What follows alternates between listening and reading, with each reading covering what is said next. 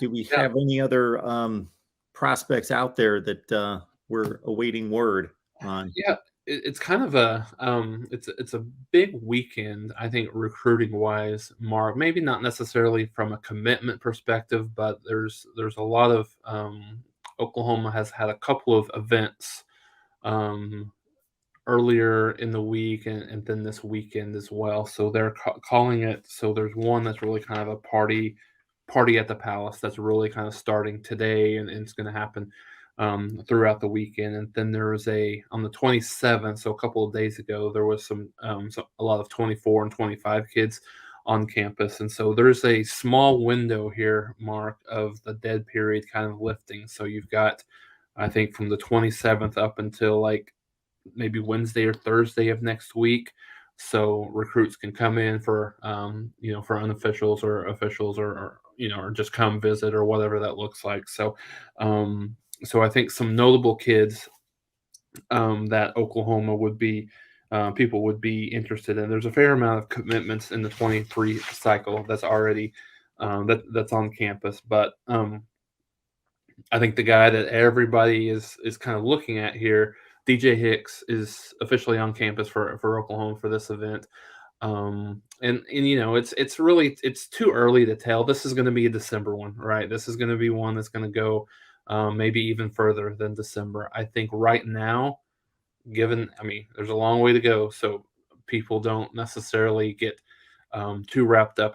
I think Oklahoma probably leads slightly for Hicks. It's really, I think, there's more people that are in the mix, but I think Oklahoma and Texas A&M right now are the two biggest players for him. And as I mentioned, he's a guy, in my opinion, I know he's number 6 overall, but I think he's the best player in the country overall, the best player. And so he's on campus. Another defensive lineman, Edrick Hill, out of North Kansas City, Missouri, high school teammates with Caden Green, who is also obviously a commit for Oklahoma.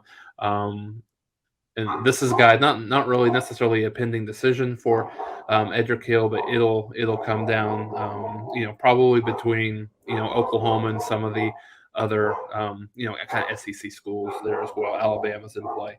Um, Tasuli Akana, an edge, like one of the better edge players in the country. Number 6 overall. Overall edge player, top 70 overall in the state, in the country, I should say. Um, he's a guy, Mark, that I feel very, very good about Oklahoma's chances. I think it's right now how things are going. I would say it's more of a matter of when and not necessarily if. This is a guy that Venables has really kind of sunk his teeth in, so to speak, early on, and a guy that he's really, really targeted as someone that he wants within this program. And then there's a couple of others. Jacoby Johnson is a local product out of Mustang, Oklahoma. He's here for this event, and again, he's a guy that I think they're just waiting on the trigger to be pulled, so to speak. I think he's a guy that's probably early to mid August will probably commit. Number 2 player overall in the state of Oklahoma, number 8 athlete from a 247 composite perspective. Probably looks like he will be more of a cornerback safety type at Oklahoma if he does choose to go to Oklahoma, but he's been a heavy lean to Oklahoma for quite some time, and I think that kind of takes a little bit of the edge off maybe a little bit of a concern about how things are going in the state of Oklahoma in terms of recruiting. But I think he's a guy that again would be super surprised if he does not come to Oklahoma.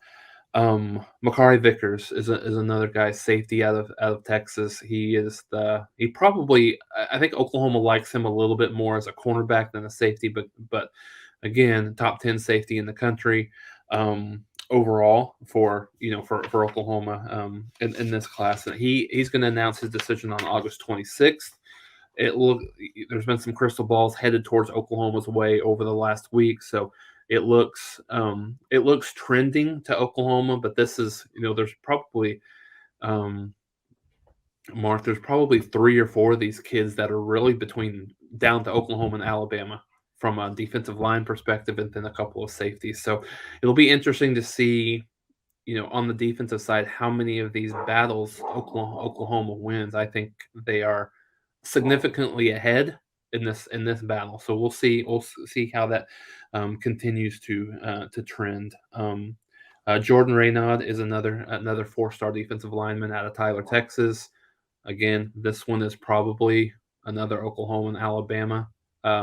This one's a little bit of a longer situation. I don't really expect him to make any kind of decision here, here in the near future. But again, I think with this one to watch out for, the longer it goes, the more positive it is for Oklahoma. I think if it's a commitment that he makes, I think early on in the fall here in August, or maybe even September, I think it's probably leans a little bit more towards Alabama. But if this lingers into October, November, then you have to like Oklahoma's chances a little bit more. And the last one that I'll mention here is Peyton Bowen. So we've talked about him, quite a bit, out of the state of Texas, number 5 overall safety in the country, has been committed to Notre Dame for quite some time, and he's very. I don't know the right word. He is. I don't know if he plays the game a little bit, but he's very non-committal in terms of where he's going to visits.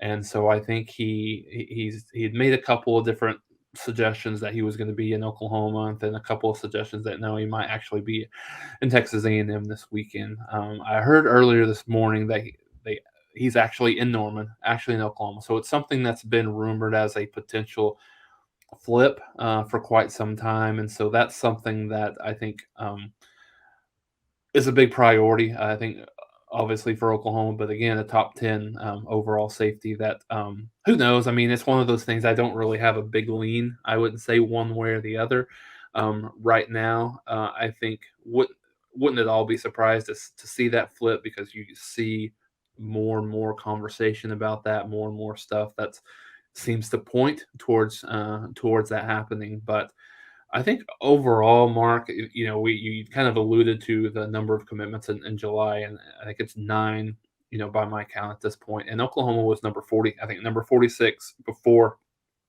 the month of July started. And then, and where they're at here on July 29th, jumping up all the way to number 6 is, I mean, it's, you hate to use the big words like astonishing and things like that, but I think it's certainly very, very impressive what the staff has been able to do. And mind you, and this is a staff that has not, as a staff, has not coached one, specifically on the defensive side, one game at the University of Oklahoma, and specifically Venables. And so I think depending on how this season goes, especially early on, they're stockpiling a lot of this talent, especially specifically on the defensive side of the ball.